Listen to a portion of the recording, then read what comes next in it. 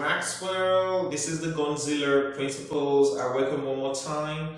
Today, I want to talk about a topic that has been going around, and a lot of students have really been left flummoxed about this topic, and it's all about the writing section. I'll be right back.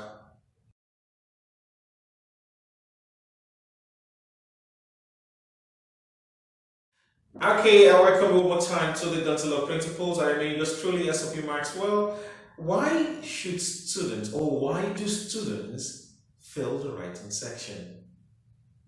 It begs my imagination that we spend so much time writing, but in the long run, we tend not to come out great with the writing section. If you put into cognizance the amount of time and effort students spend when it comes to the writing section, I've taught a lot of students in their thousands, face to face, online, or through my materials, and one big complaint I get seems to connect around the writing section. One of the key areas that a lot of students don't cover up with is that they see writing as a regular thing, just the way they speak. It is beyond that. Writing is an invention that must be learned. It's like an art. It must be developed. You can't just wake up on the morning and you start writing. It doesn't work that way. Each time students will ask me, how do I improve my writing skills, my writing abilities? I'll say, one, overwriting doesn't improve your skill. So when you write and you keep on writing, doesn't mean your skill gets better. You need to understand the basic technique to writing. Every test requires a particular technique and strategy. IELTS is not different from this. So if you are willing to ace and pass the IELTS, you must have a technique or probably a strategy for writing that will help you ace the test. And good enough, if you pay attention to the criteria for getting a band 9, a band 8 or band 7 writing for the IELTS, some basic features are given there which you must work with. Or you tend to get a band that will not be satisfactory. So for you to get a wonderful band score, you must do these three things. I repeat, for you to get a band score that is required, that is a band score from 7 upwards, you must do these three things. What are those three things I'll be talking about? Don't get itchy. I'll be right back.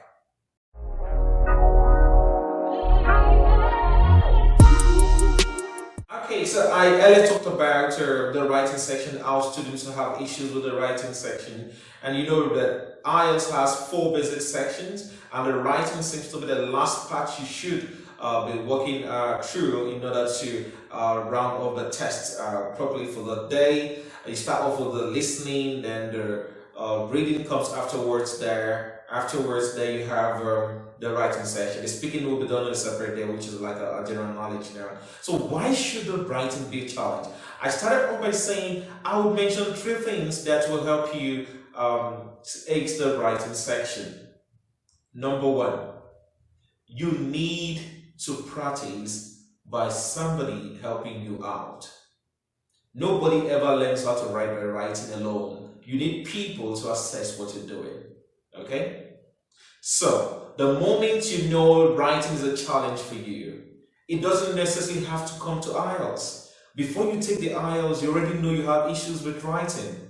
What are you expected to do before you start taking the IELTS exams? So the IELTS shouldn't be a purveyor to helping you ease your writing problems.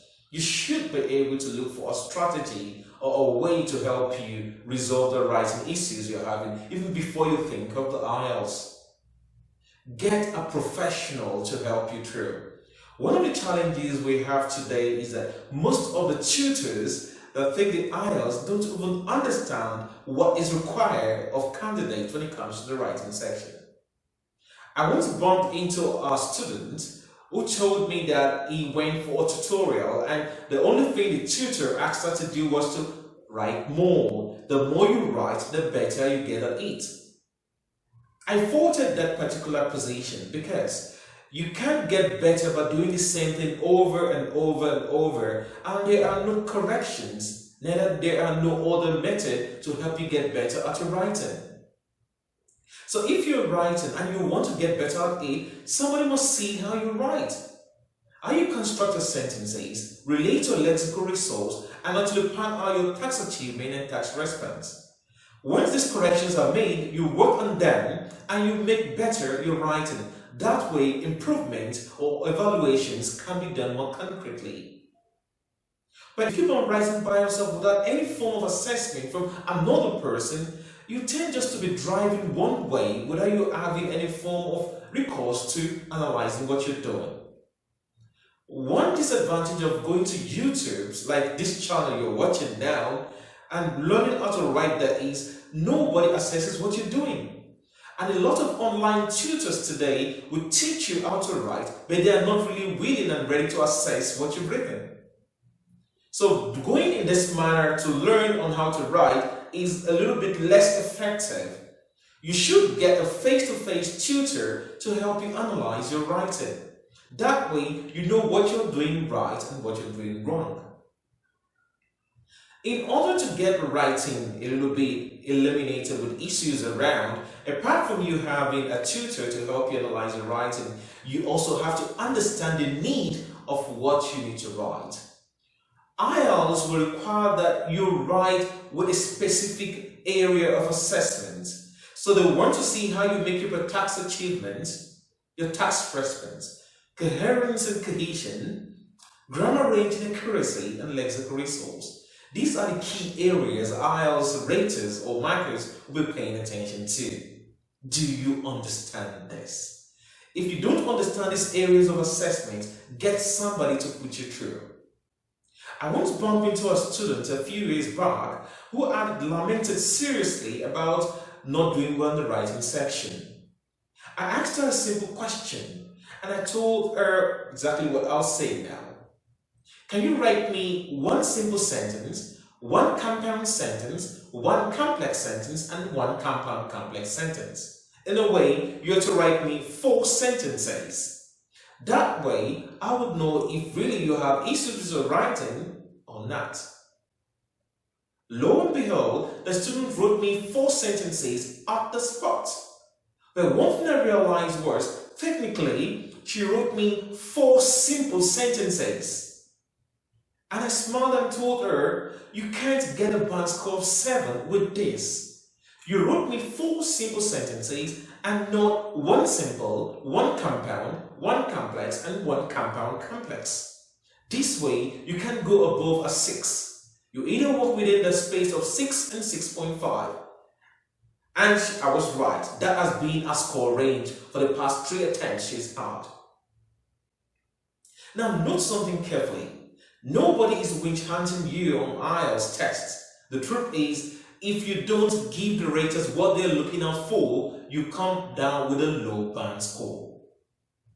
2. Try as much as possible to understand the need of the question. Finally, 3.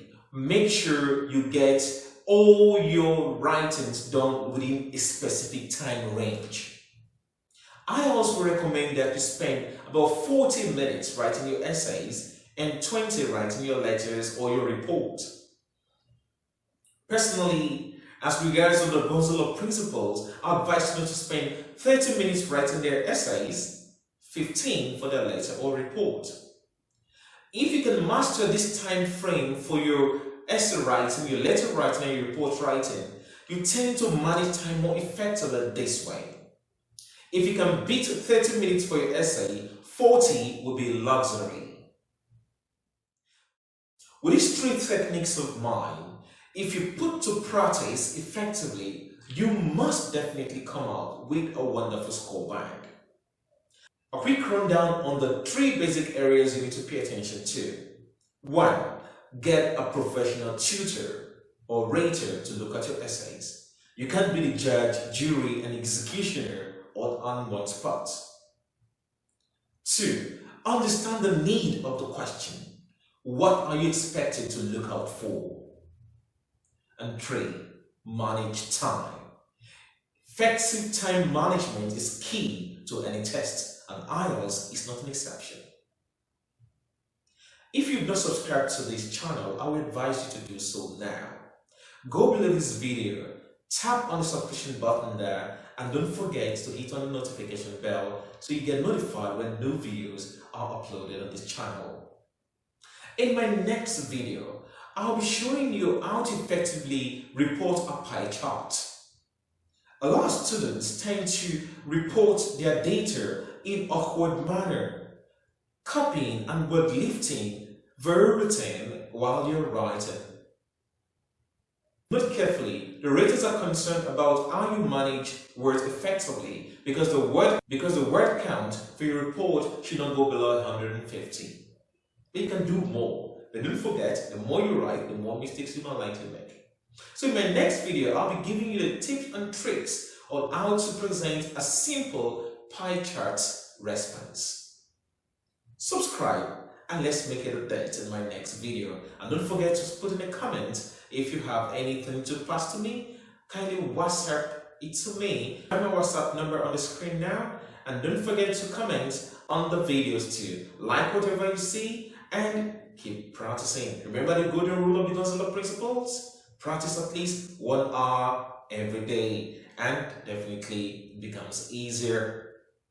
Hope to hear from you soon. See you on top. Bye-bye.